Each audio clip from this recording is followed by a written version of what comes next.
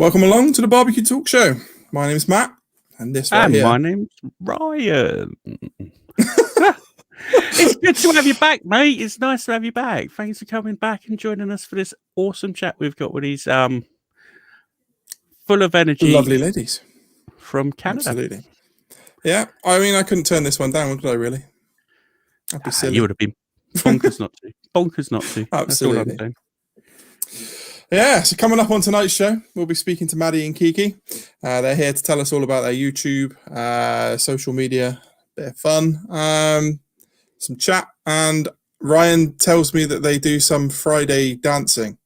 I'm not sure what he means, but the girls are giggling, so I'm guessing they know what it means. Let's have a foreword from our show sponsors, show supporters, the Rusty Barbecue Company. Russ brings us an exclusive 10% discount on all of his products. Go check them out. Meter 15% worldwide on the products that they sell. Glow Baltic, who we've teamed up with, bring 10% on their quality birch charcoal. The Dusty Barn, who produces some custom bespoke cutting boards, shack signs, and other bits and bobs that you can have a look at. Check him out; he's on the website as well. 10% from him. Yeah, and if you're listening to this as a podcast, if we can ask you to like and review, give us a little review instead of writing some. Oh, these guys are amazing, check them out. We want you to put what you last cooked on the pit so that when we go through our comments or the reviews, we can just see what people are cooking. That'll be great. That'll help us grow on Apple Podcast and some of the other platforms as well. So, yeah. So, shall we get our lovely guests in and let's say hello? Righty-ho then. Hello, how are you? Hey guys, and hey everybody in the chat. The chat's already bustling over I know. here. Yeah. It's so nice to see so many familiar faces in there. It's not faces, Yeah. it's handles. I'm seeing their faces. It's the same thing. You know what I mean? Just envisioning the people that are behind the logos. Yeah, You we're know right. No, them. you totally can. We know what Daddy Dutch looks like, See? okay? Yeah, Daddy Dutch is chiming in right now. We know what the Duke's Kitchen and Grill looks like. That's true. Absolutely. There you go. There's a couple of that you probably don't know. Dutchy, Steve from Dutchy Cooking. He's one of the UK guys that cooks a lot on Dutch ovens and a plethora of other we don't things. know him, I don't think. That's awesome. And we love a Dutch oven, so we're going to have to go over and check him out. Yeah, definitely. Yeah, definitely. And there you go. He's already called him up. Tom from Barbecue Life UK. He does a lot of stuff on the Audi Kamado and again a load of other things. He's got a really good burger series going on at the moment. If you want to go check that one out as well. Ooh. All right, we love a good burger. We're gonna have to head over there too. There you go. Right, so give us a little bit about yourselves. Where are you from? What do you do? How long have you been cooking over flames? Well, it's been, I'd say, our whole life that we've loved barbecue, and we actually grew up with our mom being the main griller in our household. So that's why we're like, how is this unique that we're girls and we grill? But so we've been grilling all our lives, and we've been doing it here in Canada. Yep. And we actually didn't start out in the world of barbecue. Maddie and I both worked different jobs in social work, ironically enough. And then we pitched a barbecue TV show to our local television station. And then we were like, I don't know if this is going to get picked up. Like, this is a dream of ours. Let's see if this happens. And our show got picked up. And then that kind of started our journey into the world of barbecue. And then, believe it or not, 3 years ago, we were able to quit our jobs, do this full time. And it's been an absolute dream come true for us. We travel all around Canada. We're on media tours all the time. We own a barbecue school. But hearing you say about the quitting our jobs, like, even though it has been 3 years now, I just can't still believe it. I just can't believe that we were able to do that. And we wake up every single day feeling super grateful that we get to do this, because not a whole lot of people can say that they love their day job. And we were those people that hated our day job. So now we just appreciate this so much. Absolutely. Before we get rolling, what's your day job then? While we're on the subject, I was going to ask that, but I thought since we're on the subject, you might as well chip in and find out. What did you do before you were two barbecue gurus? Well, believe it or not, we actually worked in the same office for the same company, and we were what they call employment counselors. So it's very ironic that we actually used to talk to people who were looking for jobs and looking to get going in their career, and we would be telling them about follow your dreams, like live your passion, that kind of thing. And we were like, you know what, we need to start doing that. We're like, secretly, I hate this, but just turning the knife every time you tell them. Exactly. It's like life is too short. Get out there, make it happen. Yeah. And then we're just like sitting in this office doing a 9-to-5 job that we hated. Yeah, one day we were just like, you know what? Maybe let's go for it. Hey, let's take a leap. Oh wow, that's the best leap you've ever taken, I guess. It really has, and we keep saying, you know, when people say the cliche, we did something and we've never looked back. We look back all the time because it keeps us running. We don't ever want to go back, and we use that to propel us forward. And we never want to go back. We're only looking forward to continue this fun barbecue journey.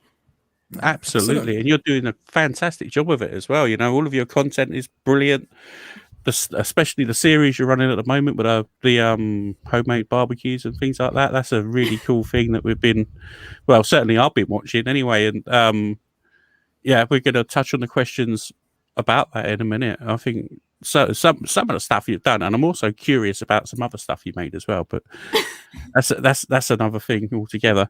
So can you tell us about your current YouTube series and your DIY grills? Then what sort of inspired you to start doing that?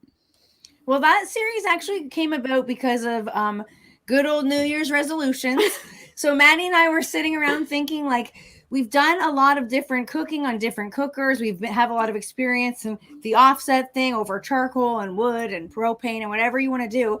And we just wanted to challenge ourselves. And we were like, how do we just sort of do something that we haven't done before, something that we're going to have fun with, and something that people are going to enjoy watching? It's so true. And at the end of the day, barbecue is just cooking over flames. So it depends. It doesn't matter like what brand it is or what like device you're using. It matters about you're making delicious food outside over flames. So we were like, once you know that concept, you can get pretty creative with how you get there. Yeah, that's 100% true. The plant pot one you done was really cool. I really like that. That was a pretty cool thing. And you done like a vegetarian or a vegan cheese in it as well, didn't you? Non-plant based cheese. That was quite a cool thing to do. I'm interested in how that come about, to be honest. Did you get the recipe, or how did you? Like, obviously, I saw you do it. You blended it all up and done it like that. But where did you even think about putting that in a smoker? I've never even heard of it. Well, we wrote that recipe, and that's one that we hold near and dear to us for when we release a cookbook. We're not going to give it away to anybody. People are always asking us for that recipe, but it took a lot of development to come up with a good plant-based cheese, because I don't know over where you guys are, but it's difficult to find a good plant-based cheese over here. And since we love smoke and barbecue so much, we just thought, let's combine those two things and make a good plant-based cheese even better by cold smoking it. And the terracotta pot smoker worked perfectly. That thing works like a charm for cold smoking. Yeah, it really absolutely. does. And we're just also very lucky, because here in Canada, where it's cold all the time, and so cold smoking is very easy for us to do. Well, thank goodness it's not cold today. Oh my goodness. No, we're gonna knock on wood, because I feel like it could snow tomorrow. I know. That's why we have this gazebo. You never know up here. Very unpredictable weather then, much like the UK. The only day the weather forecasters get it right was yesterday. It's so true. Oh my goodness. I gotta remember that one. Yeah. Blimey. So do you get much snow where you are there? Obviously Canada is famous for getting lots and lots of snow. What would you'll be talking feet, meters, or more, or how much? Like, I imagine like Canada is like this, about this like much. when it's Right, you get snow in the UK, you have an inch and the world comes to an end. Like you see it in Canada, and it's like, oh, the world just carries on. They're like, got so much snow. Is that a case where you are? We talk about it in centimeters, basically. So we get anywhere. It's normal to get 15 centimeters of snow at any given time in the winter. And Kiki was just saying the other day, in our area, you basically have like 2 solid good weeks out of the entire year, because Canada has a tendency of going from winter for so long, then there's 2 glorious, magnificent weeks that we're in right now. Yep. And then after that, it's like the muggiest, most humid, hot weather right up until the next snow. And not a lot of people know that. I think people think that Canada is just cold all the time, but it's the extremes. We get very, very cold with quite a bit of snow. Yes. And then in the summer, we get so hot that you can't even stand it to be outside, and never mind in front of a grill. CJ just said hi.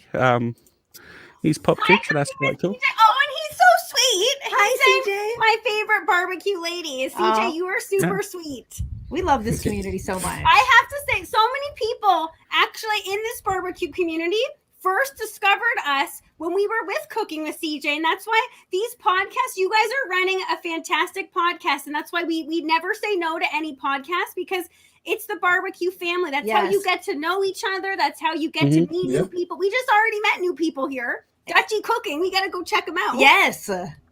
Definitely.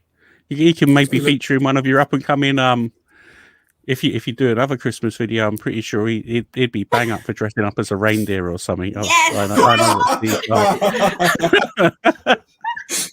You volunteer that's a fantastic idea. Nice. So, I thought you were going to go down the route of like maybe they could just do a collaboration, but no, you went straight to the Christmas videos. Now we're going to listen to it. Yeah, definitely. You could get Olive in. I'll have in. He can cook him. That would be quite cool. Wow. That'd be a really cool video. So, what has been your favourite cook so far on these homemade grills? Then, what would you say is your best or your favourite one you've done? It's so difficult to choose, and it's weird because every time especially you every week, this is my favorite one yet. Because every new one is like it's like since we like challenging ourselves with these grills, when we see it coming together, it's so hard not to get so excited and say it's our favorite grill. True, I gotta give you that. I don't know. I really enjoyed doing that little pizza oven. Yeah, that my pizza goodness, oven, that one. That thing worked like a charm. And it's weird because pizza ovens are one of those really, really expensive things that people are like, oh, I want to add a pizza oven to my yard, but they're like $3,000, $2,000. So we were like, we want to really see is this thing going to work? And is it going to cook a pizza like it would in a pizza oven? And it did. It totally did. And is it going to last for 10 years? No, probably not. But does it have the potential to crack? Yes, it does. Yeah, because a lot of people were like, "Oh, that's gonna crack." Like, and it could, but it's not. That's not the point. It's to us. It's about just so you never know if we do that video and that inspires someone to try it, and then they feel that they found a love for outdoor cooking, and then that sends them on an outdoor cooking journey. That's to us. That's what it's all about. And we always say you don't need. Oh, sorry, Matt. No, carry on.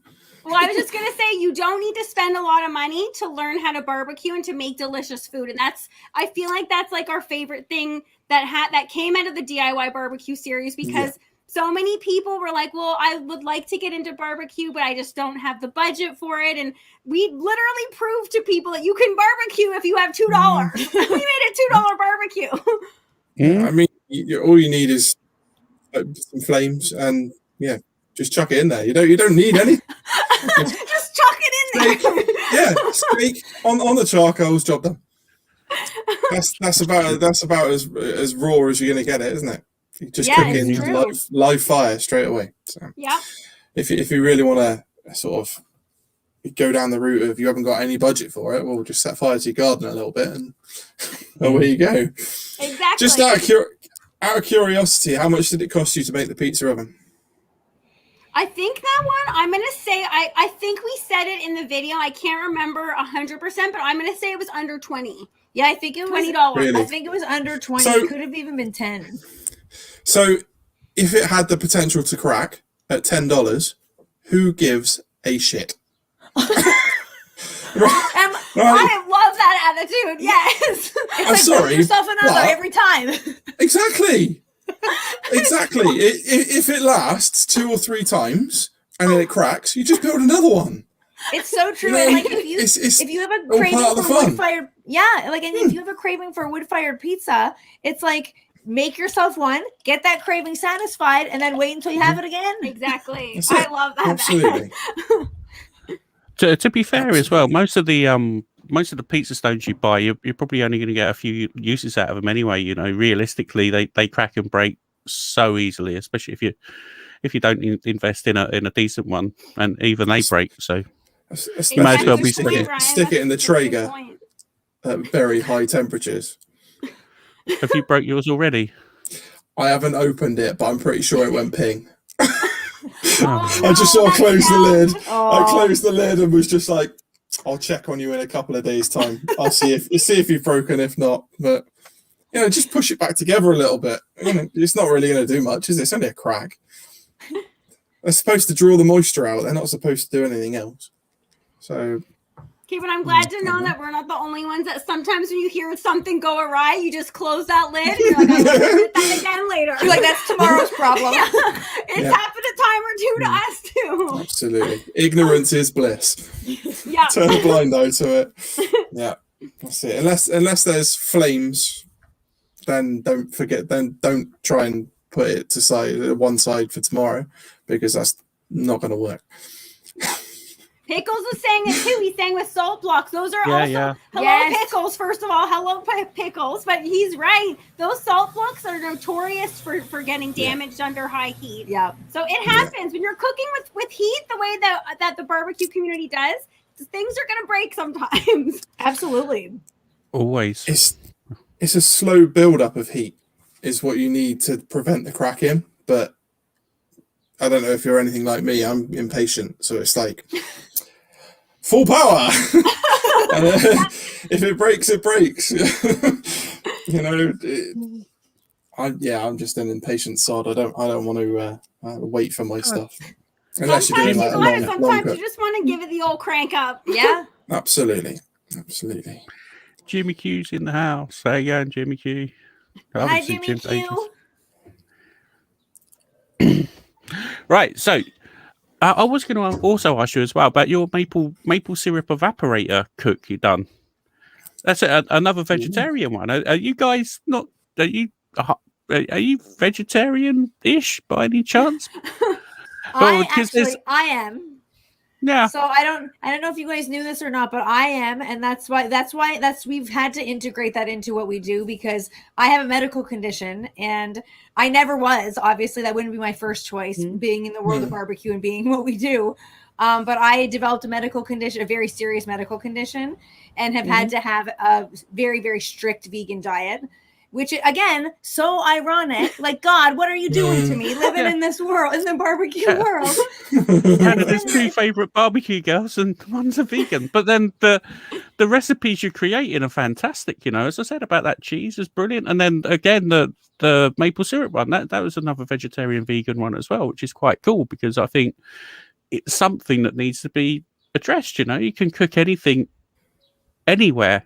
And as long as you're cooking outside, it doesn't matter what you're cooking. It's all still barbecue on a grill. So kudos to you two, True. Yeah, and it's been we appreciate you saying that, so thank you. And it's been one of those things that we, at the beginning, we were like, how are we ever going to make this work in the world that we're in? How are we going to have it so I can still be vegan and we can still continue on? But it's actually been really good for us because it's allowed so many other people to say like, yeah, I also have a medical condition, or my wife is vegan, or my daughter's vegan, or whoever else. And that is the way that the world is changing as we go on. So I think it is really good for us to be able to offer that. Exactly. Anything can be made on the grill. And before that happened, we even were like, we were just getting into plant-based cooking, but you can do so much with plant-based cooking. People think it's like, we did. I was like, what am I going to have salads all the time? I fully admit that we thought vegan was just eating plant, like I salads. had no idea. I was like, this is going to suck. Like, I can't have anything good. What am I going to be eating?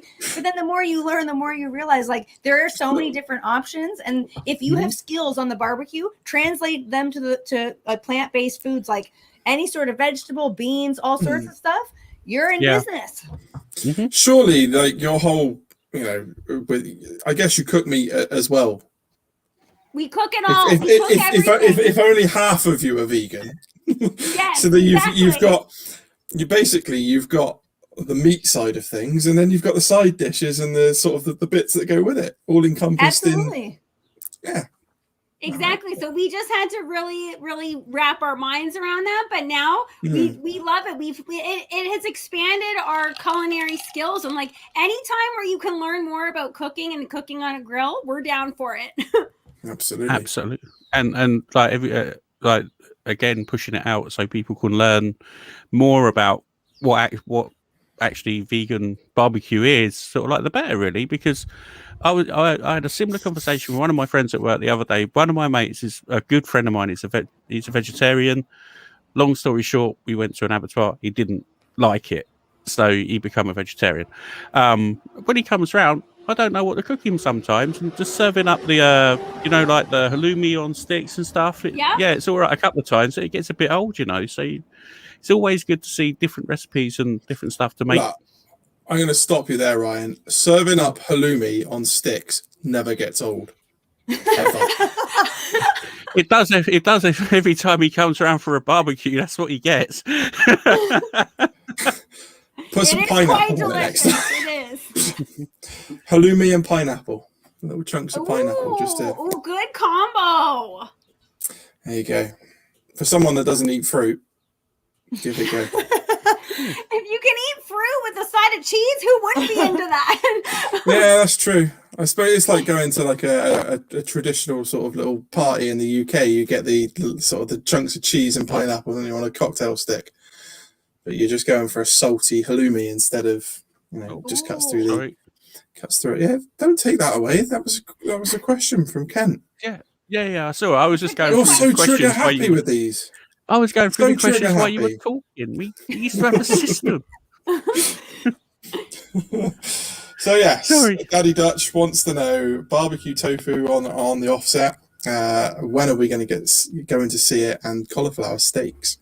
It's so funny, Daddy Dutch, that you asked that, because we literally just did a video for char siu tofu that we are so excited about. Again, a recipe that we developed that I think is pretty spectacular. Yes, it's an Asian-inspired recipe, and we would love people who don't like tofu. They have to try this one, because this one will change your mind. And so many people, I think tofu is one of those things that people still think of it in like a 1990s way. They think it's mushy, it has no flavor. But it's like anything else. Chicken has no flavor unless you marinate it in something delicious or you put a rub on it. So it's it's very, very similar. It's a very mild tasting ingredient that take. It holds up on the grill perfectly. Yes.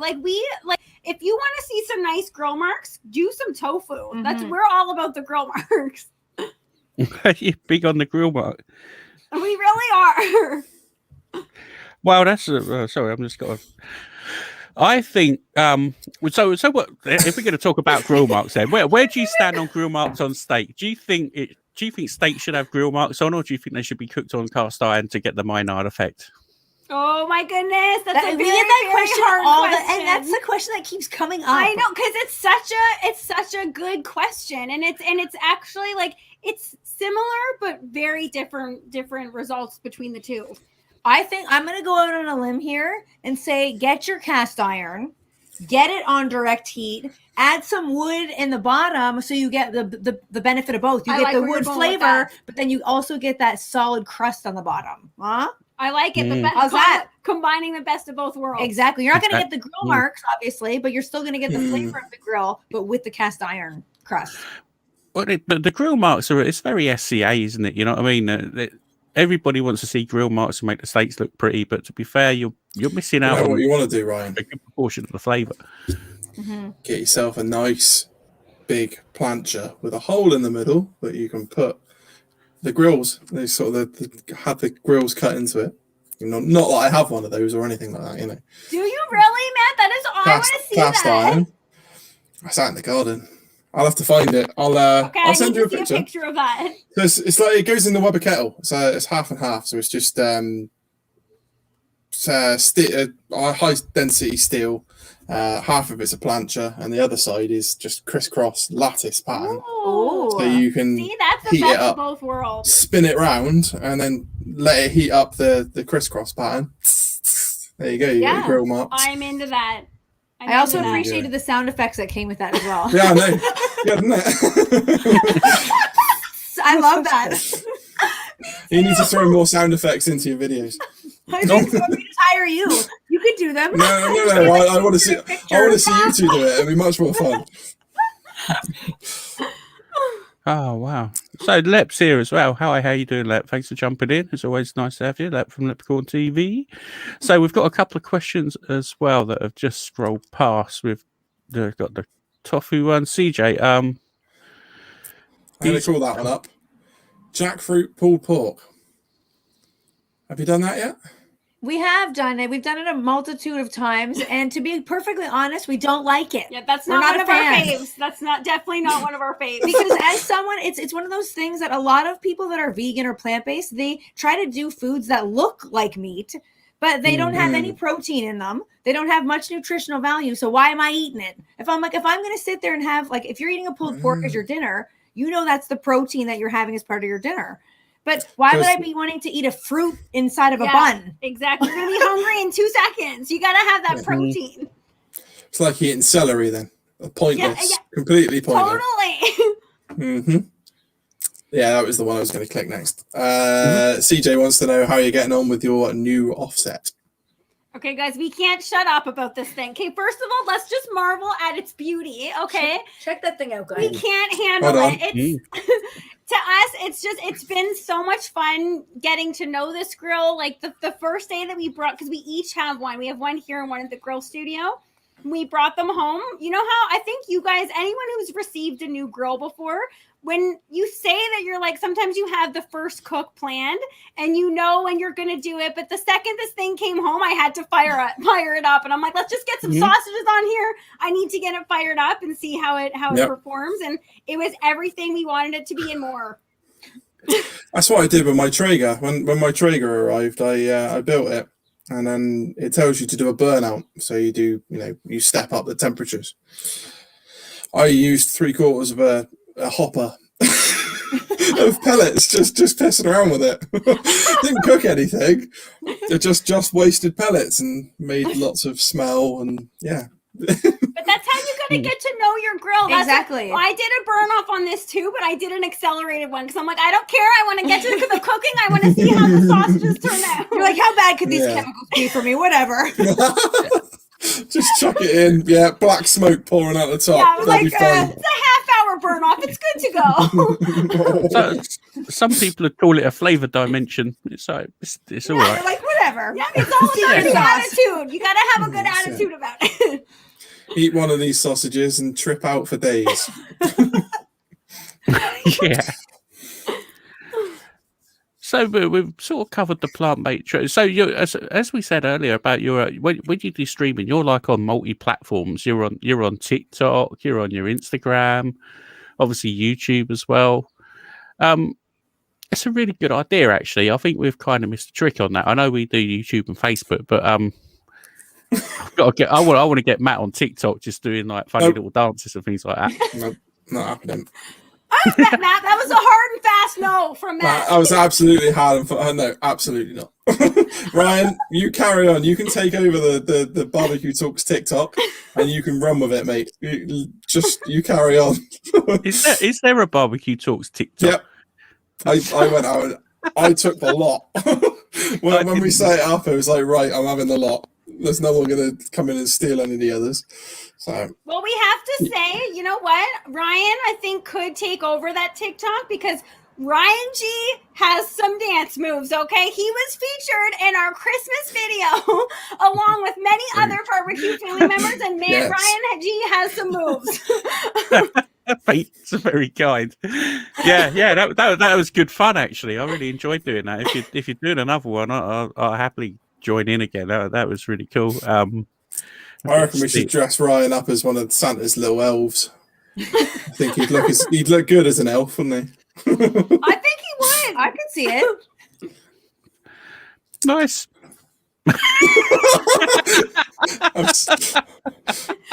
That's what you get for throwing one of our listeners under the bus, Brian. You get thrown back under it. I'll happily do it again. I don't care. Right, so we've got a question from Pickles. Any more plans for remote barbecue schools? So, Pickles, are you referring to like what remote barbecue schools? Are you talking about the grill studio? Because we still, obviously, because of COVID, we had to shut down our barbecue classes. I guess last year when it all started. But when we're back able to, we're definitely going to be opening it up again and getting out there. You're doing the virtual lessons, are you? Yes, right now it has to be all virtual. Mm-hmm. So until we can get back to normal, it's going to have to stay that way. But we're having a lot of fun with those too. Virtuals, actually, at first we were like, it's not going to be the same experience. It's not, you don't have the people there with you. But virtual, I think now, because of this whole craziness that we've been in the past for this past like year and in a bit, everyone has adapted to virtual, and it is like they're really here with us. And it has been a very cool experience. It's nothing replaces in person, but it's a nice makeshift solution for right now. Yeah. Let's dive a little bit into the whole virtual lessons that you're doing then. So what's the format? What do you send out sort of these are the ingredients you need to follow along what we're doing, or well, you tell us what do you do? Well, right now, that's typically, it depends on who we're doing the classes with. If we're doing them like a private class, then everybody will get the recipes ahead of time and then know what to prepare. But sometimes we'll do it where we send out boxes too, depending on the circumstance, where it'll have everything involved in it, which I kind of prefer that way, because then people don't have to do the shopping. It's just, they have everything, and then it's just like a cook along. Yeah.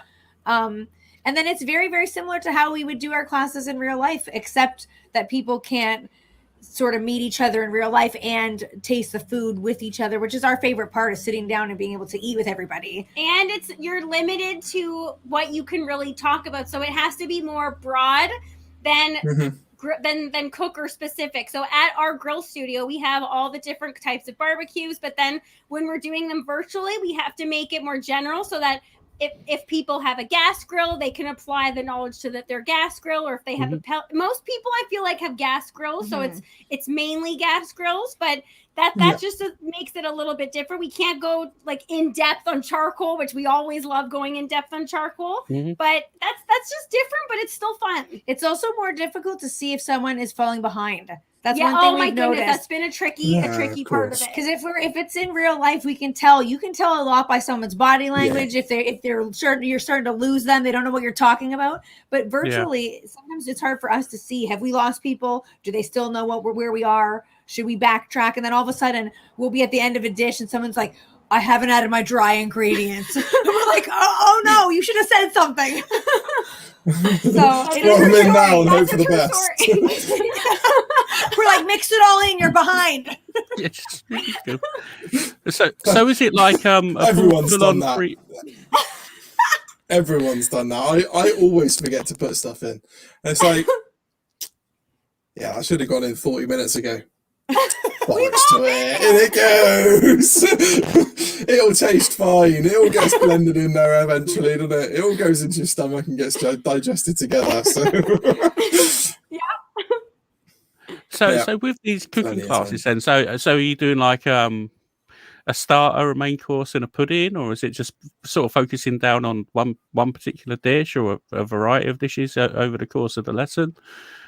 Well, it depends. We've done a variety of them. Some of them focus specifically on one thing. Like our most recent one that we did last night, and we're doing for the entire month of June, is a bison steak with a chimichurri, bison ribeye, with a chimichurri and an asparagus salad with a lemon shallot vinaigrette. So we'll try to do like a bit of a whole dinner. But sometimes we'll include the full appetizer and the dessert. It really just depends. Sometimes we'll offer just a dessert class, which I really enjoy. Yeah, those ones are always fun. And I have to say, our class yesterday, a lot of people, because we did a bison ribeye, and we did it two ways. So we did the reverse sear method and then the direct sear method. A lot of people still don't know about the reverse sear method. So we love spreading the knowledge to people who are just like dip and dabble in barbecue, because that's half the fun of spreading that knowledge to people. Because to us in the barbecue family, the barbecue community, we know the reverse sear. Everyone knows it. But if you're not a huge griller and you learn that, it's like eye-opening. And then once they see how easy it is, once you get those fundamentals, that's easier, that method. Yeah, exactly. So once you get those basic skills, then people can go on to do more of the challenging cooks, and that's what we love to see is people just getting those basic skills and then going on and tagging us in their photos. And they've done something so crazy that you're like, wow. You're just before we move on to some of the questions that are flashing up with Ryan's trigger finger happy. Your classes, are they limited to anywhere in the world, just in Canada, or are they worldwide? Matt, that's a now good question. Obviously with the virtual. Yes, the virtual, that's actually one of the best parts about the virtual classes now, is that they are open to worldwide. So obviously we need to know, like, we need to be aware of like time zones and things like that, because that's a huge aspect when you start going all over. Like a lot of people that we taught yesterday were in New York, so it was the same time zone. But that's been very cool, because before we'd have to have people come to us. Yeah. And that's cool. But then now we can talk and communicate with anybody. So thank goodness that this time happened during a time where we have the capabilities to do virtual. The only thing that's tricky about that, though, is that when someone is sourcing ingredients, that it does become a little bit difficult, because then we're talking about something that someone might not even have where they live. So it's like we try to plan, for example. Exactly. So that's one that we had to have sent out to people in boxes, because we knew that. Right. So that's just all things we have to keep in mind.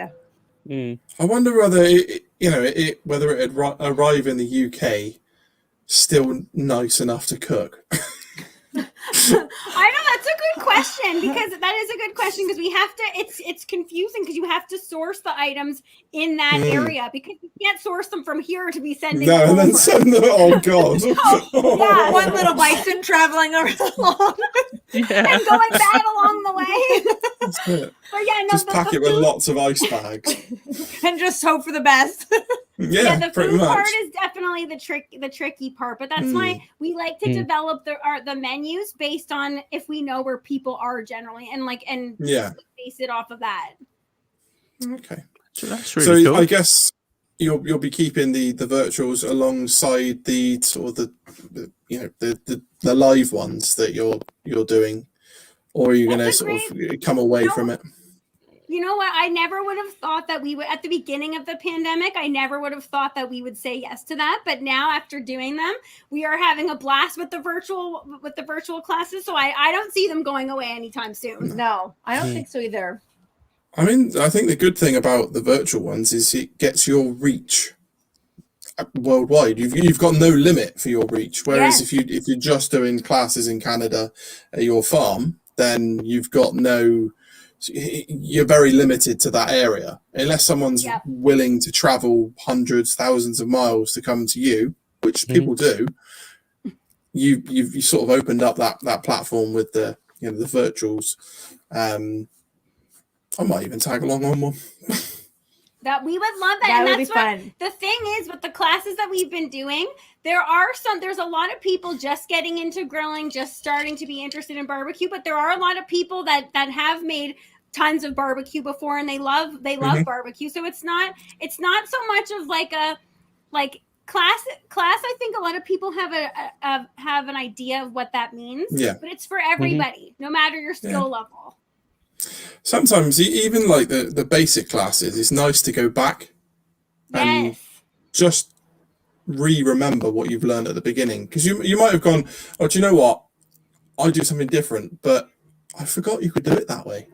Why have I it's one of those things that, or at least somebody else's take on what you would have thought was simple, it completely reinvents the wheel for you again. So that's so true, Matt, because you're right. It's not like everybody in barbecue does do everything a little bit different. There aren't any really hard and fast rules. There are when it comes to a few things, but it's cool to see how other people do things. Mm-hmm. Yeah, don't burn it. That's the only hard and fast rule. If it's come out absolutely incinerated, you've done it wrong. But, So Big Rome's in the chat. Hi, Big Rome. Thanks for joining us, mate. Always good to have you along. Hi, Big Rome. We've also CJ wants to know if he's going to visit you, or other way around. If you're going to go and visit him, by the looks of it. We would really, really love that. Once we're able to travel again, we would love to be able to not be stranded here as we are now. So yes, and the UK. We want to go all over again. I'd love to see you coming over to the UK. That would be fantastic. There's some good places you could go over here. That's for sure. Yeah. I mean, you'd have to pick sort of one of those 2 weeks that we get decent weather, and you'd have to come over then.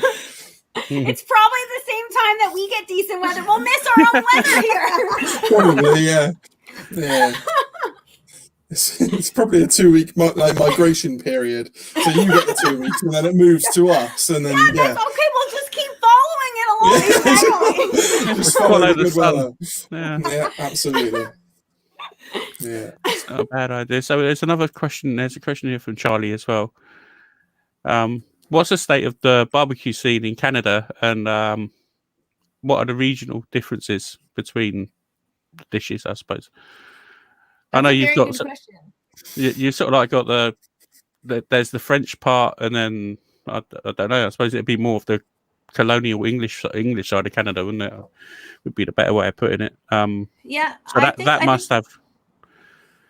I think the barbecue scene in Canada is really, really growing. I don't think it's in the development phase. Yes. It's not as like when people think of the States, they think of Texas. They think of all like the different places in the States that are really well known for barbecue. Kansas, all those types of places. But in Canada, we don't have specific barbecue based zones because we're still developing it. Yeah, but I think as a whole, Canada as a country generally uses a lot of sugar maple because up in here, that's a lot of the trees like we have.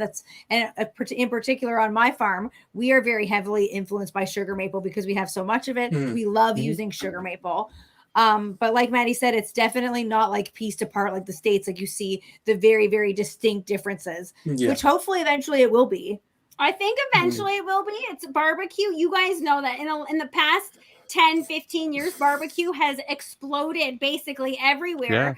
And it's gonna continue to develop, I think, because right now the Canada models a lot of what we do off of the States, and I think a lot of places do in the world. And we need to make our own identity here in the barbecue. That's exactly what I was gonna go with. If you drive around in Canada, you'll see barbecue joints that'll say like authentic Texas style barbecue. And you're like, what? This is Toronto though. Yeah. And you're like, that's awesome. But like, how about make your own style barbecue? But it's like authentic ripoff. Yeah, totally. But I think it's because they just know that like, if people want barbecue, they're going to recognize a Texas style means authentic. Yeah. Yeah.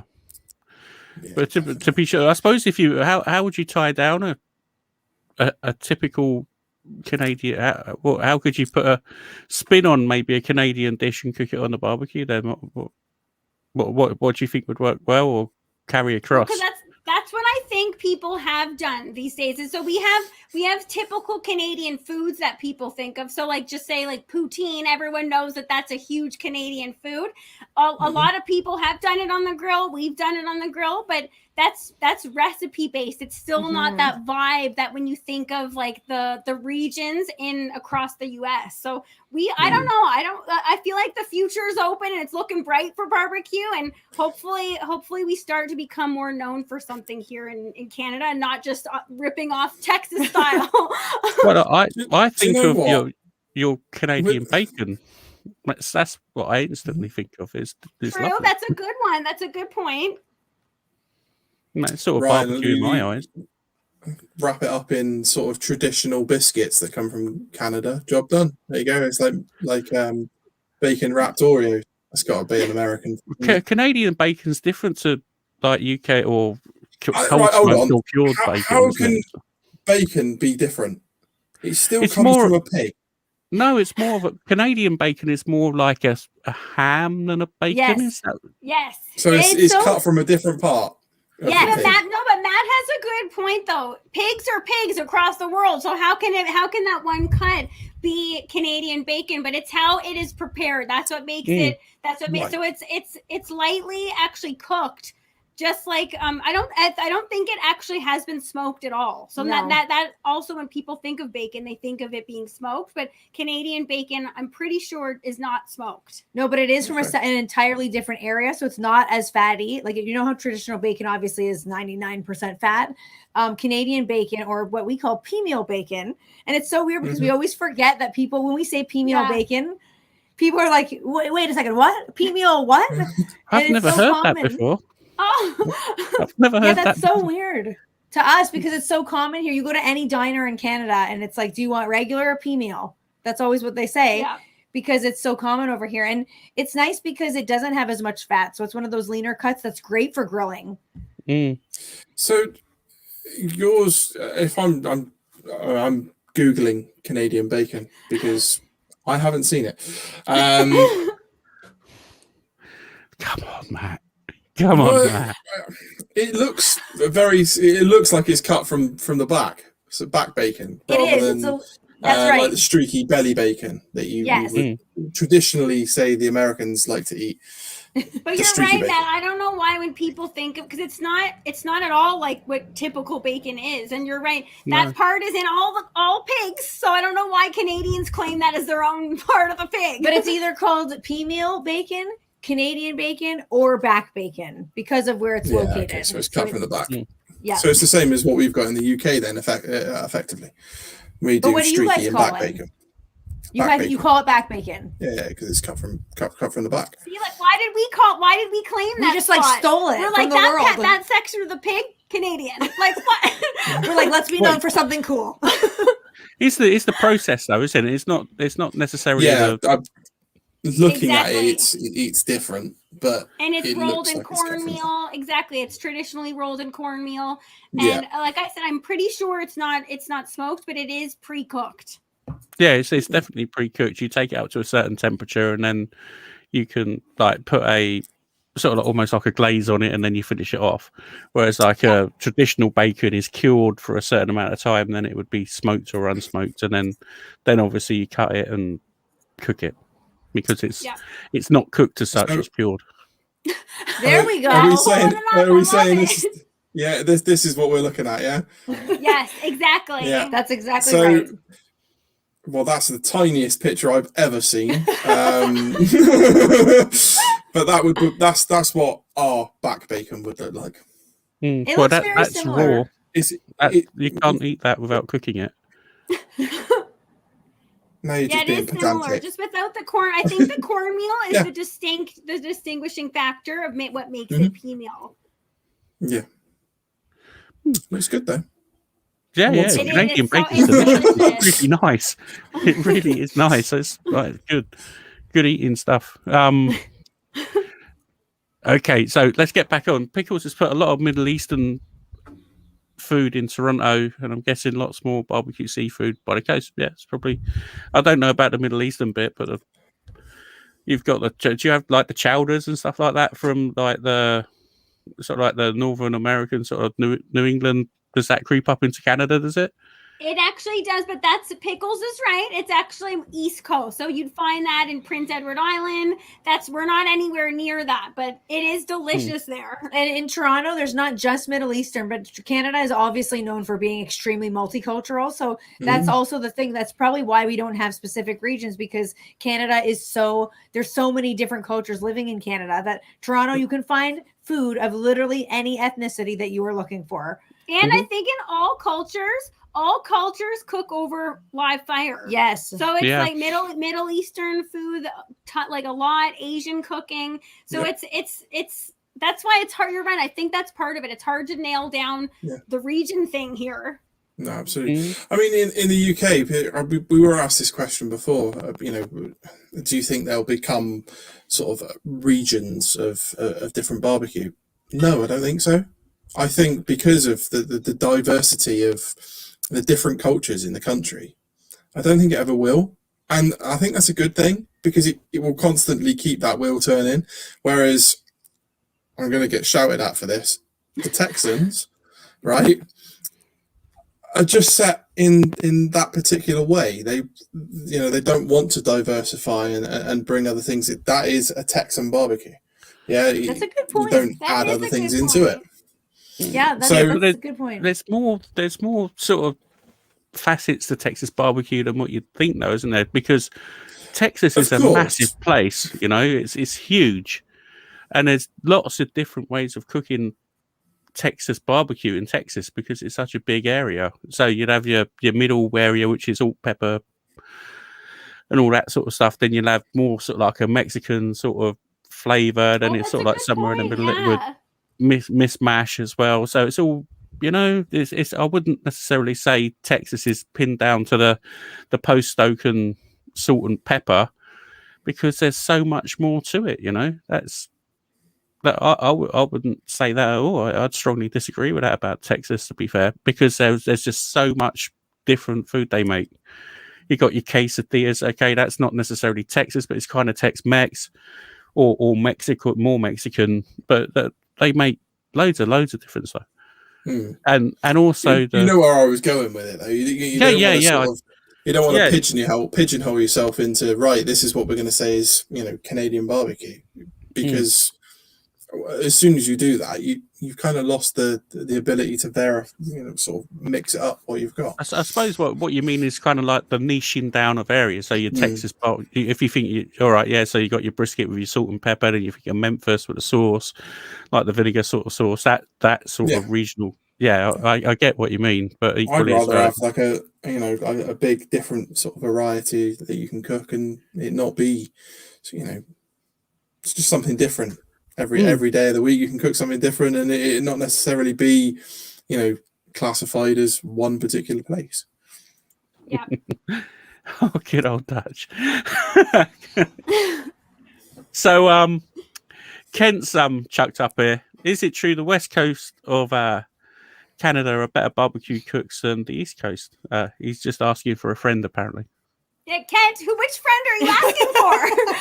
Which friends are alive right now? Yeah. Can we have a clarification on that, please, Kent? Oh, there we go. Oh, I swear, I thought I was gonna say, is he talking about Postal Barbecue? Because is Jabin in the chat right now? Never mind, Jabin. Get Jabin out of here. We love Jabin. He is a fantastic barbecue chef. He's awesome, and it's just, I think, like we were just saying, across all the different coasts and across the world, everybody has their own vibe. Maybe it's chef specific and not region specific. I think people on the west coast of Canada might think that they're better than barbecue because that's where all like the beef farmers are and stuff. So maybe he's like, "Oh, I'm better than you guys." You're not, Jabin. Okay, you heard it first from Kiki. Boom. We love Jabin. We love Jabin. Wow, that was definitely the gauntlet being dropped then, wasn't it? Pretty much. Oh my goodness. I'd say so. That's it. Battle of the Qs coming on, I think. Canada edition. Right, so hold on. Oh, he's off to fill up his drink by the looks of it. Oh, A coolest Good luck. lager. Good luck editing that out of the podcast. That'd be fine. No, the cat comes in and out the cat flap occasionally and scratches at the door. It drives me around the bend. So I just have to let him back in. Right, so let's get back on track while we're So what I wouldn't mind touching on is that your Weber thing. How did you land a gig with Weber for a while back there? How did you get into that? It's a pretty cool thing to have done or be doing, should I say? well, that all started because we actually signed up for a local barbecue festival that happens here. I'm not sure if you guys have heard about it before, but it's called Dixon's Smoke Show, and it's a huge barbecue event that happens in Toronto every year. Hopefully, fingers crossed, it's going to be back this year. But so we took part in that in, I want to say 2018, I think 2018. And we told them that we were going to be there, that we were going to be cooking on the Weber Summit Charcoal Grill, 2 of them. We had twin Weber Summit Charcoal Grills at the time at that event. And we wanted to really impress them because we were trying to lure them so that we could work with them. And so we didn't know it, but we actually were the only women at the festival. So that kind of shone a beacon on us. Nice. For sure. So they came over, and we didn't realize this either, but they had all the big wigs coming over to us, and they were just completely baffled that there were these 2 girls cooking on these 2 huge, massive grills.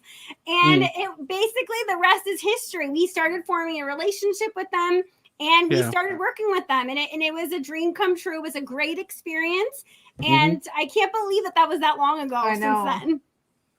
It was super cool, you know, to be associated and doing stuff with those guys. It must have, as you say, you started doing it as a full-time job, then you get hooked up with that. It's just like almost an upwards, you know, on a total curve. You know, it's such a cool thing that you're doing. I'm so jealous.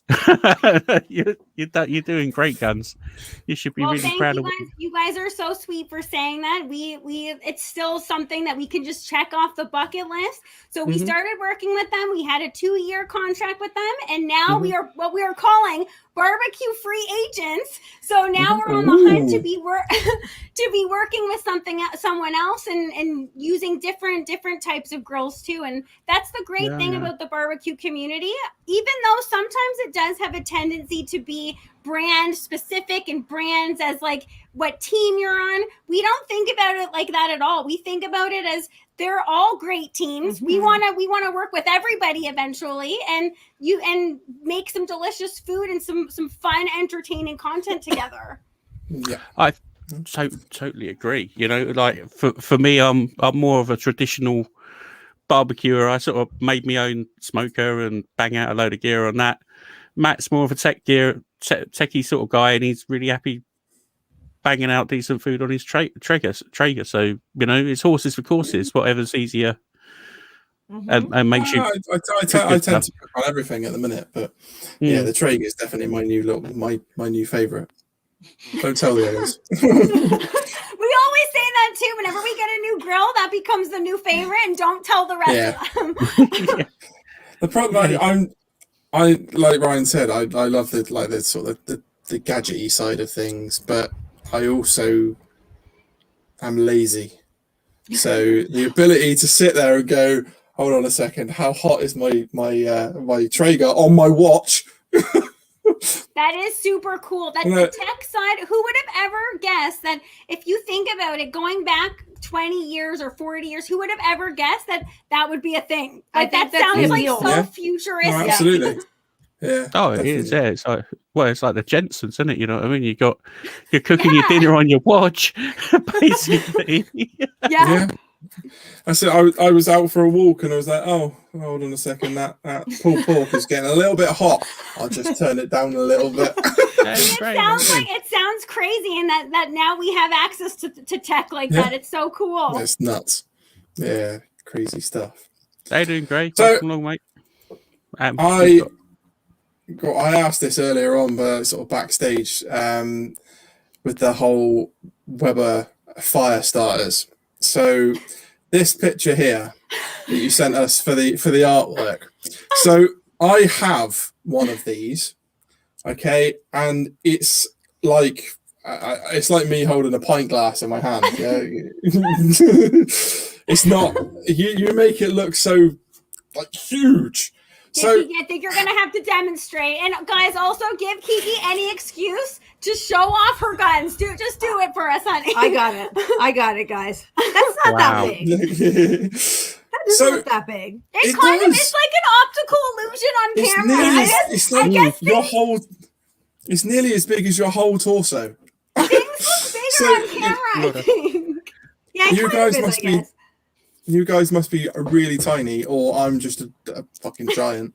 Well, we're 5'3", and Matt, we heard you said you're 6'5" or 6'6". No, I'm not as tall as Kent. I was 6'4", So Oh my! So you are a giant. Yeah, you guys are like that's. Somewhat. We're tiny. We're 5'3". Okay. oh, little dinky ones.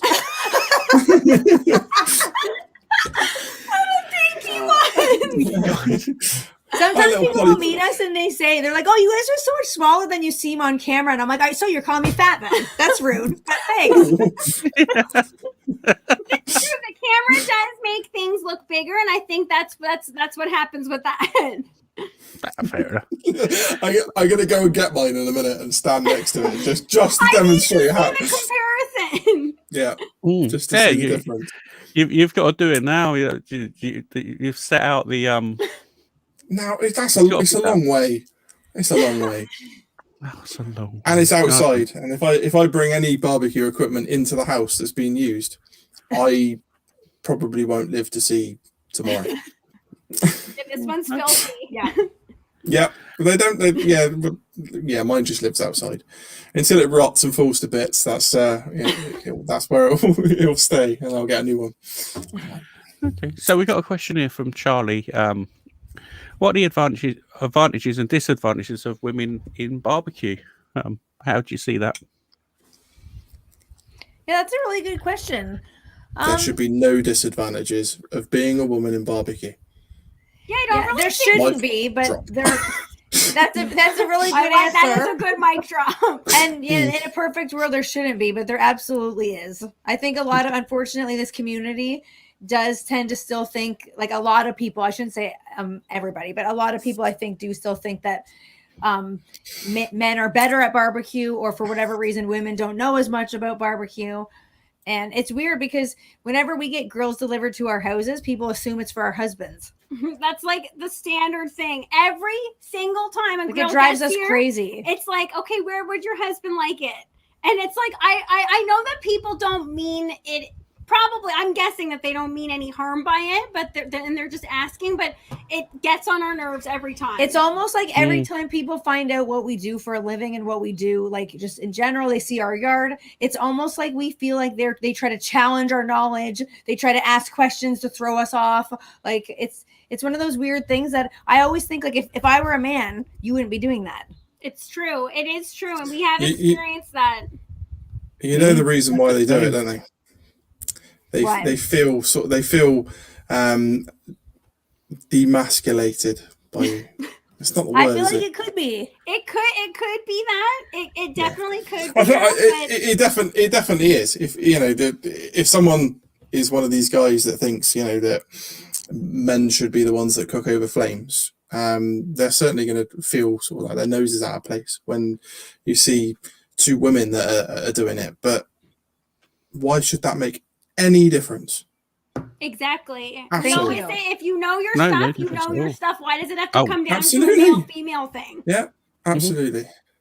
Oh, you guys can definitely throw it down on the cooking front for sure. Like you got some awesome content, and the food is mouth-watering. It looks absolutely amazing. Well, that's so sweet of you guys to say, and we have to say, though, when we first started doing this, when we first really started doing a lot of work online with it, there weren't that many women doing it. But in a short period of time, a lot of women are getting into it now. And I think it is because they're seeing women out there doing it too, and showing that it doesn't have to be the man thing to do. No, absolutely. No, we've had two female barbecue cooks on from the UK, Poppy Hewitt and Sue Stoneman. Brilliant barbecue cooks and chefs in their own right. They're really interesting. Then you've got obviously Diva Q is another one from Canada. You've got what's her name? Robin. Yeah, Robin Linders, Girl Robin. Yeah. And then you got there's loads of them. A lot more people, or a lot more females popping up on the scene. Definitely. Thank goodness, it's about time. Yeah. Yeah. I wish I could cook as well as some of you girls can do. I'm still burning things, you know. No, Mainly myself. We all do still do those things. We just released a video this week that was about our top 10 worst barbecue mistakes. Things not to do. We've done a lot of them. Yeah, we've done a lot of them, and that's how you learn. Yeah, that's it. Absolutely. I still don't learn. Yeah. I still don't learn now. Every time I go out to see if my barbecue's hot, you know, it's like, oh, is it hot? Touch. Yes, it's fucking hot. It's really hot. It's so true. Why do we always have to give it a touch sometimes? We're like, oh, okay, no, it is. Yeah. I do stupid things with it now. Like I said on previous shows, when I've used a vortex in the Weber kettle to cook chicken wings, and I've gone over the top of the vortex and then seen how many chicken wings I could turn before it like really, really hurts. You only have to do that a couple times to be like, I don't have any arm hair anymore. Get it off of the top. I don't have any skin left on my arm. That's normally what happens. Yeah. Localized suntan, but not from the sun, from a vortex. So Kent's just chimed in with have you ever met Danielle or Diva Q? Have you ever crossed paths with her? Yes, we have actually. We met her at Smoke Show, and I think we met her there the last year that it was on. So it obviously wasn't on last year because of the pandemic. And again, hopefully it's going to be back this year. But Smoke Show is an event here that happens in Toronto that people come from all over. So it's not just a Canadian thing. There's people that fly up from all over, and it's one of the coolest experiences if you ever go to one of these barbecue festivals, because everyone is meeting each other, sometimes for the first time, but we all know each other from online, and it is such a cool experience. 100% agree with you there. You know, I'd love to meet some of these guys face to face and have a beer with them, but like we do it virtually anyway. But you know, just there's nothing quite like it, and it's such a really good community, the barbecue community that we've got going on. It's a global thing now, so it is. They're the best. We say it all the time. The barbecue family. Again, we might be biased, but they are the best. Yep. Yeah, it's very true. So we've kind of touched on the Christmas videos briefly. Obviously, you've had like, I don't know, I was in one that how do you go about picking the music for them? I don't know. Cool. I think we just pick what we like, and if anyone has seen those videos, we like the music. We can't sing the music, but that doesn't stop us. That does not stop us. Absolutely. That video is quality. I love that video. We have a lot of fun making them, and we probably are going to do another one this year. And it's just all in good fun. This year we had many people in the barbecue family participate. Again, if anyone hasn't seen it, Ryan G is in. Go watch it. Maybe we're going to get Matt in there this year. Maybe. I think what you should do is you should do like an end of COVID celebration one. Oh, that's a good idea. One. That's a really good one. Okay, Matt, if we do it, then I'm sorry, you have to be in it. There you go. All right, then. So good. Yeah. Okay, and we have this on video, so we can confirm that he said yes to it. Exactly. Delete. Time stamp 1 hour 9 minutes. Thanks very much. Have you got any more of those kind of videos planned? I guess Christmas ones, or just in general, just more of those type of sort of mess about videos.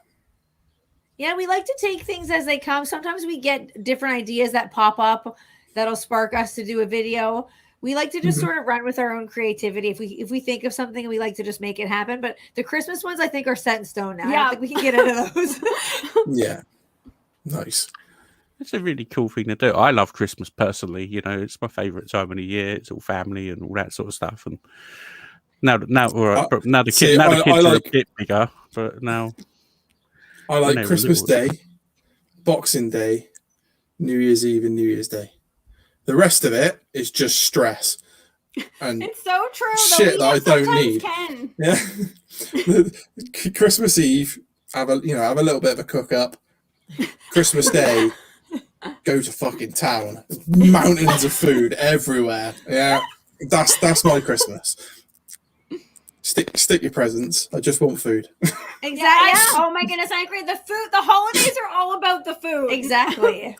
Yeah, food and family. That's. I mean, that's all that really matters. I the presents are just a bonus, I guess. If you've got your friends, your family around you, good food, good drink, that's all you can really ask for, isn't it? Dutchy telling me I'm a humbug. Yes, yes, I am. But I bet you can't disagree with the good food and good food, drink, and family. So there's a question there from Charlie as well. Pop that up. There you go, Mr. Clicky. We've got we're here for our audience, and our audience are here for us. So it's good that they're popping questions in. So I think it's nice to have a bit of interactivity personally. So when you're teaching your classes, where do you find the people's biggest AHA moments? Aha! Aha! Like this, as in like the no. No, I know where you're going with that. No, just stop. Right. No one's taking on anyone. Okay. Oh, I just got that too now. It's a good tune. Yeah. I like that one. That's all right. Next, they'd be talking about Rick Astley. Oh no! Very big on TikTok at the moment. No, he's been big on TikTok and all the other social media platforms for years, with everybody doing silly little videos with it. Yeah. What's the biggest eureka moments that people have then? Does that make it sound better? I think it's a tie between. I think people are always shocked about the preheating of the grill, because we always like to recommend, if you want to properly preheat your grill, you got to go for at least 10 to 12 minutes. And people are shocked that we suggest that amount of time. And I think it's a tie between that and the idea of indirect cooking versus direct cooking. Yep. So a lot of people don't know about that concept. Yeah, I think a lot of people start getting into grilling and they keep burning stuff because they can't figure out how to make something cooked in the center but not overcooked on the outside. And they're like, what am I doing? There's something wrong with the grill, or there's something wrong with the rub I'm putting on, or they can't figure it out. Yeah. And then they see we just break down direct cooking versus indirect cooking, and they're like, that's what it is. Once you get that concept, you're good to go. Then that trails it trails you into baking, breads, all sorts of stuff on the grill. So then I think that probably is the biggest one. Yeah. Yeah, that's a good, fair point. It's funny, isn't it? It's something that a lot of people overlook. Just that the sort of the 2-zone or indirect. It's just, for us, I guess we just sit and go. It's the simplest thing in the world. But if you've taken your little portable barbecue throwaway things that you get from a supermarket or whatever, and they go out camping and they've got just charcoals in it, instant light crap, and you just chuck cheapy burgers on and there's some more sound effects for you, and you incinerate everything. I guess it depends where you started in life. If you started as a Boy Scout burning shit on a fire, then you kind of develop a little bit. But if you're just jumping into it and you're sort of experimenting, then you think, right, okay, I've got to put it over the heat. No, away from the heat. Put the lid back on. And the lid too, because a lot of people don't think that to put down the lid, and that's so important. Yeah, that is. I totally agree. The airflow thing for me, I think, gets a lot of people as well. So creating the right airflow in a Weber kettle to control your heat.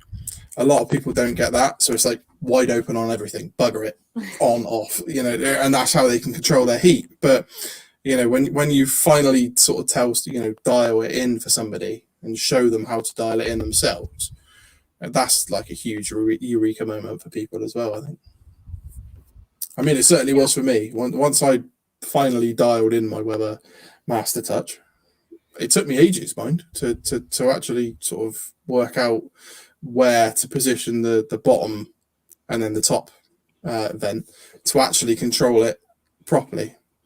Most of the time it was like, right, bugger it, I'm grilling today. Open. I'm both open. We always say every time you fire up the barbecue, it's an opportunity to learn something new. And we always, every single cook, you get better. Yeah, definitely. Yeah. Always something to learn from. That's for sure. The lids to keep the rain off, isn't it? Yes, Ken. That's definitely what it's for. that's no. I'm pretty sure you put the bag over the top. You know, like the storage bag. You put that over the top whilst you're cooking. That keeps the rain off. I like that one. Use the bugs and squirrels up. Yeah. Fair play. Dear. Are you going to ask the really strange question about Friday dances that I know nothing about? We've still got one more question for that, actually, before we get to that one. What? So as we move, sort of like we're halfway through the year now. What sort of plans and sort of moves forward for the future do you have? How do you see yourself progressing through the summer, and like what plans do you have for your channel? Do you have any more sort of like little series to run, or what sort of things you're gonna have running through the summer? I suppose more schools would probably be a good one. Yeah, well, our classes are pretty booked up for the next little while. And I think, if anything, this last year has taught us in particular to not plan too far in advance, because when this all first happened, we had classes booked solid for our physical grill studio that we all had events. We had all kinds of different events booked. We had a cross Canada media tour where we were actually physically going to fly to different TV stations, and everything got canceled. So, and then now it just seems like in Ontario in particular, the government keeps pushing things back. And so now we're just kind of like in a limbo phase, waiting to hear what's going to happen, and still enjoying what we do virtually, but sort of taking everything with a grain of salt until we know keeping more. Our YouTube channel going, continuing to do that. The YouTube has been such a cool experience so far, and that we want to just do things that we have more control over. And it's nice because we've actually been very lucky. We know a lot of our other foodie friends that have physical restaurants that have COVID has hit them, unfortunately, very hard. Yeah. So we've been very, very lucky that we have been able to continue to work through this. And we do have media tours planned throughout the summer where we're able to do it virtually and still earn a living doing what we're doing, because unfortunately some people aren't so lucky. And the things that we can't control in life, just let it go. We can't, whether we want to try and control it or not, we can't. So we're just trying to enjoy the ride in the meantime. Yes. Fair point, well made, I'd say. Have you guys ever thought about doing sort of like a masterclass type setup? So rather than just doing like cook-alongs, you can do sort of a series of, classes that are pre-recorded, and then somebody could purchase that block of, lessons, and they can follow along at in their own sort of time. We've definitely thought about it. We've definitely thought about it, and that could be something in the future, but we really, really love the interactive component of classes. Yeah. And like half the fun in barbecue, like just sitting and watching someone do it is not like you're going to learn and you're going to get tips and whatever, but the class experience and like engaging with the people attending the class is like, we love that. Mm-hmm. Yeah. Fair enough. When all that opens up again, I'm sure we get people around. It'd be nice just to have people around. It's just the interactivity. I think that's what most people miss in a way. It's all very well. I like it, but you got to make the most of what you got at the minute. So, and that's what we're doing. Absolutely. When they released us slightly in the UK, that was the first thing I did, was have like a group of friends. I say a group of friends. It wasn't. It was a family of our friends came over, and I put the Traeger to work. That probably felt amazing, having people. It was wicked. It was again. amazing. Such a great. I mean, normally I wing it, and when I wing it, I get really stressed out with the thing, and you forget stuff. Well, I thought, right, I'm going to do this absolutely spot on. So I sat down a week in advance and planned everything to the sort of the minute of when things were going on, when things were coming off. And I did that, and I'm not joking, that's probably been the best experience of my barbecue career. just knowing in my head, right, this is going in now, and everything it was just like clockwork. It was, yeah. And for like the first big one back, because obviously, you know, whilst COVID was about and you couldn't have anybody, it's still about, whilst we were all locked down and you couldn't have people around, there was, you know, you're just cooking for your family. So you're just cooking for myself, the wife, the kids, and that was it.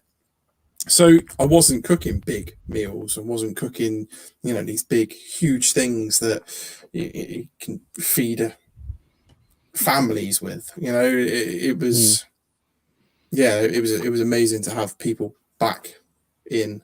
I'm quite tempted to sort of arrange some kind of street party along my little street. That's a cool idea. And just, yeah. I mean, you can even you can still social distance as well. So yeah, you know, on your drive. Everybody sets up with whatever they're doing and just go nuts. I was saving it until the end of COVID, but I don't think COVID's ever going to go away. I think we're just going to learn to live with it. So I think so too.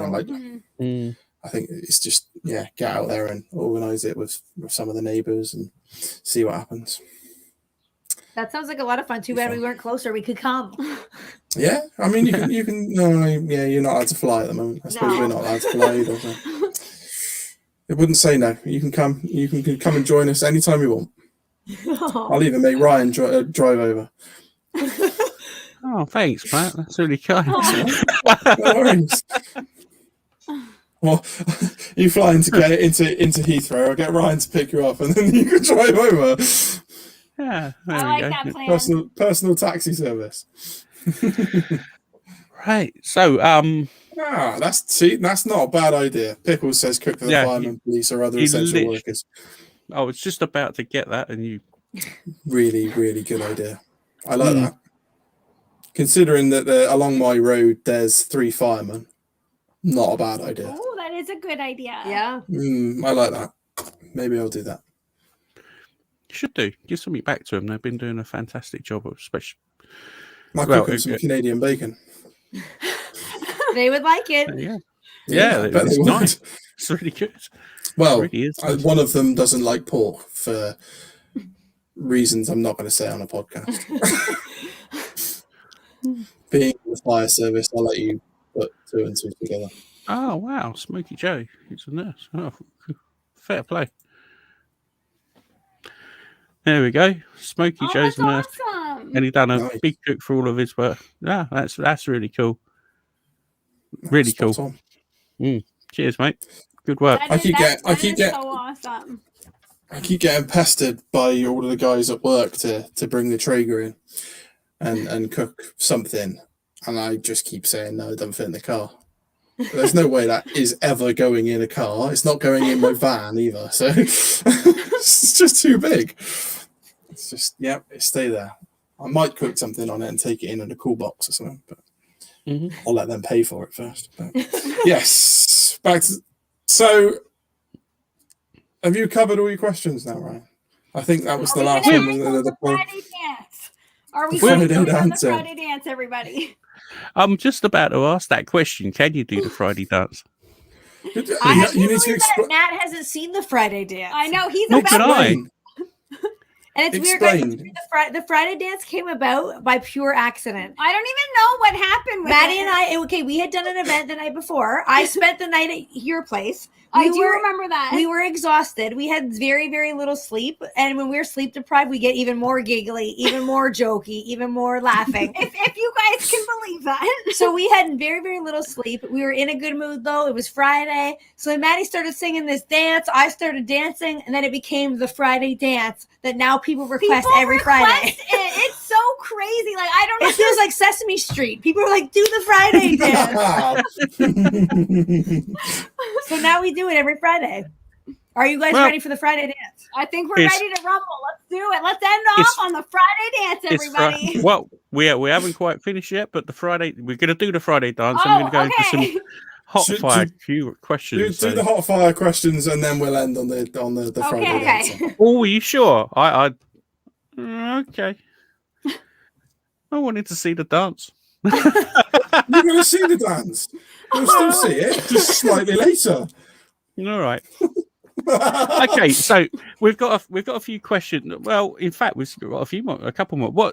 Let's hit this then. We'll leave the Friday dance for now. So, what is the most exotic meat or food you've eaten? Well, that actually, it's pretty exotic, and it's actually it's an acquired taste, I will say. So on our first season of our show that we did with our local television show, we tried what is called, I think it's hakarl, hakarl, and I think it's the national dish of Iceland. Yeah. And so basically what it is it's rotten shark that has actually been fermented for, I think, the fermentation process happens, and then it gets dried for 5 to 6 months, and it has so that whole process happens, and then people eat it, and it tastes like a dead body. Yeah, it tastes like a dead body. It smells like a dead body. It has a huge, like, not that I've tasted a dead body. Let's just specify that. But if you put it in your mouth, yes, yeah. Oh my goodness! But it has such a strong flavor. The minute it gets in your mouth, it just fills your sinuses with such a strong. It's like the ammonia. taste of ammonia. Yeah, it tastes like ammonia, and it literally stinks up everywhere. But in saying that, there are people that enjoy it. Yes, and people go crazy. It's a delicacy there. I think it's their national dish, but we personally, I'm glad we tried it once. I don't think we'll be ever having it again. I will stick to the back bacon. Yeah. Well, if I could eat it. But... Absolutely. Bacon all the way. You can keep your rotten shark. Yep. No, thank you very much. I tell you what, I think we've just got a close contender there for whale. That's got to be, you know what I mean? There, that's edging it. Yeah, I think you're edging it for top place there. I think. Congratulations, rotten shark. Oh, good God. Yeah. Fair play. We're gonna have to do some sort of. I'm gonna make. Nope. By Christmas, I'm going to have a leaderboard for most exotic meats. I'm going to listen back to the shows, and I'm going to try and grade them for a Christmas show. I think that one's going to be at the top, or at least top 3. I think so. I thought you were going to go down the route of saying, I think we're going to have to try some horrible rotten fish and send me some. No, let our guests to go through the pain of tasting rotten shark. Well, we can take it upon their foodie knowledge and stuff like that. So we don't actually need to do it because we know they've got good palates and they can tell if it's good or bad or not. So, you know, I trust our guests explicitly with their flavour journeys. Charlie's like, I'll try it. Try it. Leave it to Charlie. I'm not surprised at that. I'm not sure I'd be keen. Pickles would try anything once, I think. Right. Top 3 favourite albums, or we're going to get, albums or artists. Okay, that's a good one. All right. I think this should be a combined effort. Yeah. Because we both have a very similar taste in music. So I pick one, you pick one, we'll go a combined one. Okay, let's do it. Okay, I'm going to go with the Ramones, my all-time favorite band. Okay. Nice choice. I'm going to have to go with the Canadian girl. I'm going to have to go with Shania Twain. I would see her in concert. We have never seen her in concert, but I feel like she'd put on a show. Oh, I think she would. I feel like she'd really put on a show. Okay, and then last one.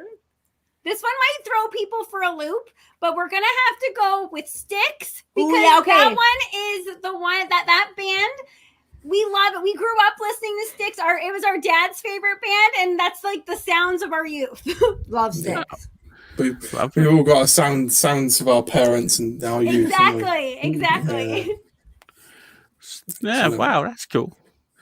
Right, diverse. Very extremely diverse. I think it seems to be quite a common theme in the barbecue scene that we all have a very, very diverse music sort of taste. Like they're so like polar opposites of what you'd listen to. Just sort of like developing that question, do you have a particular sort of music you listen to while you cook, or is it just sort of anything or nothing? Or we always like to say we seem to be like oldies girls. Yeah. We love old country, we love old rock, we love old pop. To us, the new music is just not really doing it for us. Not to age ourselves, but we feel like we're 90 years old whenever we hear the new. We don't know the new artists that are on at the awards shows. We don't know. We don't know any of these people. If it's a little bit old, we love it. Do you know, I got the first. Well, you sound like you're getting really old now. When I said the words, today's music is absolutely shit. It is. I don't care if that makes me sound old. Okay, it is. It's terrible. It's not. Yeah, I think the word I think was more along the lines of, it's just noise. And it's something your parents would say to you, "Oh, that music's just noise," and you're like, when did we get old? I know, but I don't care. I stand by it. Now you get stuck in a loop of just the music that you listen to. That's it. That's all you listen to. So regardless of the era, you don't sort of develop further now. That's it. Ah, well. See, I've developed a listening habit for Ibiza chill out music when cooking. Oh, nice. Yeah, something different. Okay, we'll give it a try. Yeah. It reminds me of my honeymoon. That's the only reason I listen to it. It's quite chilled out. And it's like okay. That is cocktail. That's nice. Cocktail. It's not cute. It was getting shit faced in a cocktail bar whilst listening to music is. I don't think that was cute. Okay, that took a turn. Sounds like a good honeymoon. Well, yeah, it was definitely a good honeymoon. Definitely. Well, of course. Yes. It couldn't be anything other than a good honeymoon, hopefully. Yeah, man. I mean, like a week away from your kids. Perfect. Spot on. Can't ask for anything more. I mean, I could have been in a caravan for a week and it would have been bliss. Yes. Hot fire round then, Ryan. Do you want to start? Yeah. I forgot to add John's question in, which is a bit. I'll tell you why, because I can't remember, because I didn't edit the podcast yet. Because I've been a bit busy. I know it should have went out on Tuesday. My bad. Sorry, everybody. You'll have a double whammy this week. Ooh. So, we're going to start this week's Hot Fire Cues round. Apologies to John. Your question will be in next time. So, hot and fast or low and slow? Hot and fast. Me too. Yeah. Are you day or night birds? Oh, day and more so morning. Oh my goodness, we get up at 5 a.m. and we go to bed by like 8:30. Really? Morning people. Oh, I'm not sure about that. We fade. Our energy goes down. To maintain this level of energy takes a lot. There is no way your energy fades ever. You even said, when you have like minimal sleep, you get more giggly and more fun. It's so true. That's true. You're fibbing. Such good energy. It's amazing. It's so nice to be talking to people so positive and upbeat. It's amazing. It really is very nice. So, beer or spirits? Oh, that's a hard one. That is a good one. I'm gonna have to go beer. I love a spirit. I love spirits, but I feel like beer, especially craft beer these days, there's so many amazing craft breweries that are popping up around all over, and I stand by my answer. Beer. I'm gonna have to be the party pooper of the group because I don't drink alcohol at all. Again, because I have a medical condition and I take medication, so I don't. If I were to choose, when I did, I would definitely choose. I used to be a whiskey girl. I was gonna say she was a whiskey girl back in her day. Not anymore. No longer. Okay, so they're supposed to be quick questions, but okay, sorry. Now you can't. Now you can't, or now you don't drink the alcohol. What would you have instead? I really have recently been in love with these adaptogen waters. It's a sparkling water that has adaptogenic herbs in them, and I just really, really love them. They're refreshing. You can buy them online. I'm pretty sure you guys will have them there too. It's like a treat. Yes, exactly. It's like your version of sitting back with a cold one. Exactly, yeah. Oh, okay, nice. There we go. Lump or briquette? Ooh. Oh my goodness, that is both. No, both. This is gonna be fast. Both. Go faster. Okay, go faster. Sorry. Both. Sorry. You can't have both. You've got to pick one. But both for different purposes. Yeah, it depends on what you're Which cooking. one is your favorite? Well, I think that we'd have to we both said hot and fast, so lump, because lump is for hot and fast. Fair enough. Okay. Pork or beef? Pork. We do a lot of beef though. We do love beef, but pork, oh my goodness, there's just nothing like when you're smoking a bacon that you just cured in the fridge for days. There's nothing like that. Okay, smell. faster. Sorry. Ribs, wet or dry? Guys, these questions, wet. Is that wet for both of you? Okay. Yeah, I'd say wet. Okay, shrimp or meat? I suppose that's only. Ooh, I'd say both. Surf and turf, guys. Yes. Surf and turf. Yeah. Can't argue with a surf and turf. I'm not going to make them choose. Wrap it or let it ride? Wrap. Yeah, I agree. Wrap. Yeah. Burger It's a or hot hard dog? one though. Burger or hot dog? Yeah. Burger. Mm-hmm. Nice. So now we're getting into the added questions from the guests. Horse, yay or nay? That was terrible. That's a good one though. I'm gonna say nay. On my farm, we used to have donkeys, and I got bit multiple times. So I'm gonna say nay. I'll go This with is to that eat, too, mind because you. yeah.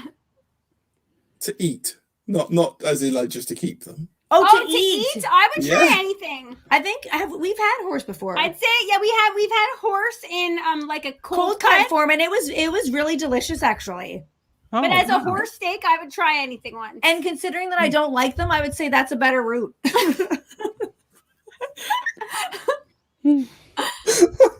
I don't like you. Get on the block. Cold cuts. Wow.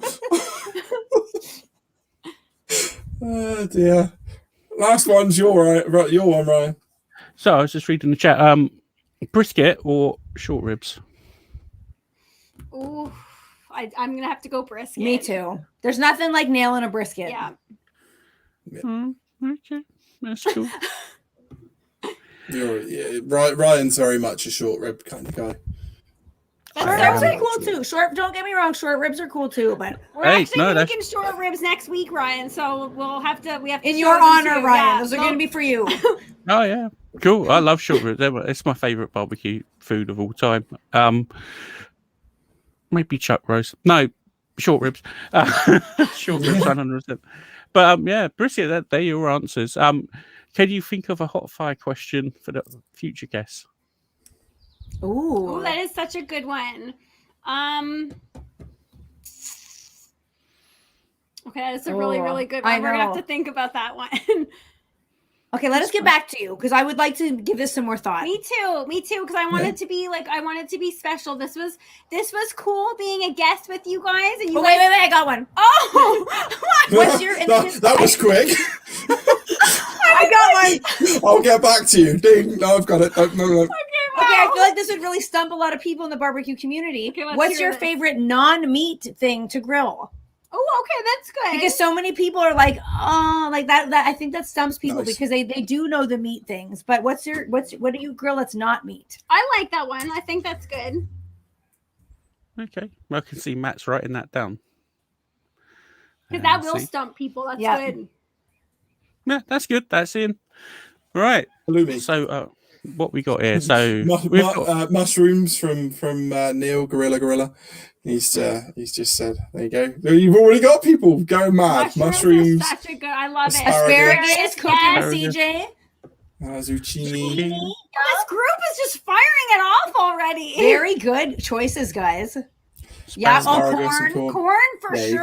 go. Corn for sure. Nah. Can't go wrong with a corn on the cob, can you? Yes. Well, you can if you turn it into popcorn, but cheers, Chris. Right. So, that's the end of the hot fire question round. So now it's got to be time for a little bit of dancing. Okay, I think it is Possible. time for the dance. All right, ready? I'm ready to do this, guys. This was super fun. Me Thank you too. guys for inviting us on the show. Invite No us back worries. anytime. Invite us Oh, back anytime.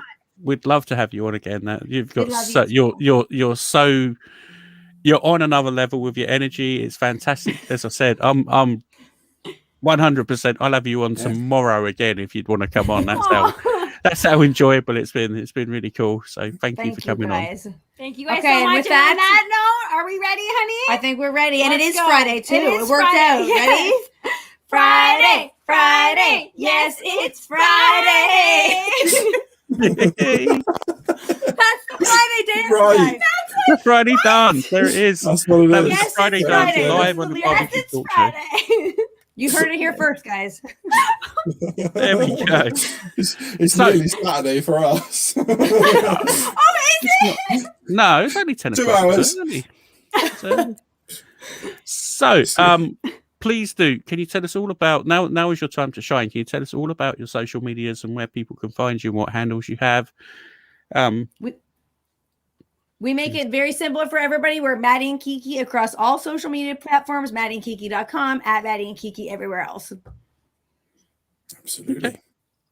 I found that nice and easy. There's a lot of people that are like that. The only thing I suggest is on your YouTube, because you have loads of followers, change your URL from the big crazy YouTube one to Maddie and Kiki. Can you do Oh, that? I didn't know that you could. Okay. There you go. Yeah, go away. Matt, You can thanks, change- Matt. you Handing can change out it. some tips here. We will do that then, and we will credit you, Matt, for helping us along our journey. Yeah. Because at the moment it's like you know YouTube give you Yeah, those I big hate silly those long ones. Yeah. Yeah. So you can change it just to your URL becomes custom. So it's youtube.com/Maddie and Kiki. Okay. You gotta look into it. There you go. Credit That's goes if to Matt. that's if some slime ball hasn't stolen it because they know that you're really popular. Damn. I know Exactly. some as people well. do those things. We gotta get on that. Okay. Mm-hmm. People do it when they see people becoming more and more popular and go, ha ha ha! I'm gonna cash in on this one. I'll sell it to you. I know that some of the people out I there. know. I'll edit this everyone's out in the for a quick podcast one. until you've done it then. To be fair, you can search for them both on YouTube very, very simply by typing in their names. And up they come. Poof. More sound effects. More sound effects. Love He's it. That's full a of good them. one. That was a good one. I want Okay, so- more sound effects from you guys in your future videos. Okay. Again, we'll have to Yeah. credit that to Matt. Yeah. Credit to Matt. Okay, so that's really the end of the formal interview. Thank you so much for coming on. It's been really, really cool. Yeah. Really As I said, I can't even remember how. I must have booked you like 2-3 months ago. Was it? That's how long I've been looking forward to having you on, because I know you're both good fun. Every interview I've seen you do, it's been like totally hyped, and this has been exactly the same. So thank you for your energy, thank you for your enthusiasm, and thank you for coming on the BBQ Talk Show. What we're going to do now is run a little ad break. If you wish to stay behind and talk to people in the chat, we put the link in so you can chat and interact with the people who have been on here if you wish to. If you do, that's cool. If you don't, not a problem. Thanks for coming on. So again, thanks from myself and my compadre next to me. Thank you very much. Thank you guys so much. Yes, It's been a thanks, pleasure. guys. We would love to stick around and chat with you guys, but we have a date with our mom and a nice Absolutely. pizza on the deck outside. So thank some you guys gin so and much for tonic. having you. Yes. Yes, and a gin and tonic. Let's go. Absolutely. Right. Thank you again, girls, for coming on. Thanks, It's guys. been Have a wonderful. fantastic Thank you. weekend, everybody. Bye. Yeah. Bye. Yeah. Bye bye. Have a great weekend. Bye bye.